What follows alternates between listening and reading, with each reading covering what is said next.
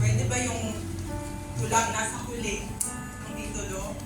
Kung ang nilalaman naman ito ay ang puso ko. Gaano nga ba natin siya iniibig? Gaano nga ba kalalim ang ating pag-ibig? Ano nga ba ang sakripisyo kaya nating gawin? Masunod lamang ang kanyang naisip.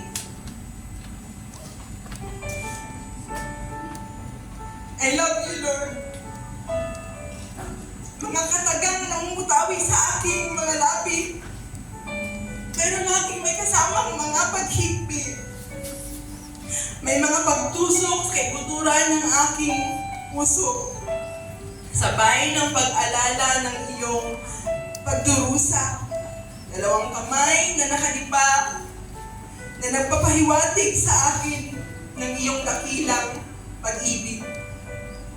Walang anumang gawa, o salita, o tula, ang makakatumbas ng kabutihan at pag-ibig na ipinaparanas mo sa akin. Pagsunod sa iyong kautusan, yan ang nais mo na pagtugon. Mahalin ang taong nakapaligid sa akin, lalo na ang mga taong nahihirapan akong unawain. Kasi sabi mo, pagmahal mo ako, sundin mo ang utos ko. Ang mahalin ang kapwa, ang pangalawang utos mo. Kasi ganoon ka din naman sa amin bilang anak mo. Pinili mong mahalin kahit di naman talaga kami deserving. Kung paano kahabagan mo na pa sa amin, ganoon din dapat kami sa kapwa namin. Pagmamahal ay pagbibigay. Simula ng tanggap ko ang pagmamahal mo, lagi ko nang panalangin. Ama ko, pag umabawin mo ang pagmamahal para ibigay ko din ito sa kapwa ko. Kaya ako nagbibigay dahil yun ang nilalaman ng puso ko na nag-uumapaw na galing sa iyo. Hindi para manugod ang kapwa ko, hindi para mabalikan ang natulungan ko, kundi para mabigyan kita ng kaluguran. Dahil alam kong walang sayang sa paglilingkod ko sa iyo. Walang ningit sa iyong harapan. Ikaw ang gantimpala kong inaasam. Pagkatapos ng buhay kong hiram lamang.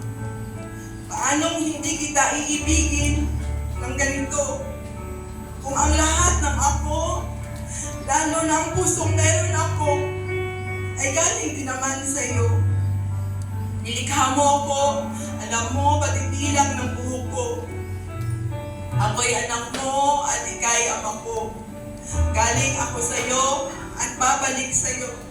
Sa umaga, nais kong pagmamahal mo ang unang madama. Ang maisip ka sa pagmulat ng aking mga mata. Mapuno ng pasasalamat ang aking mga pananalita.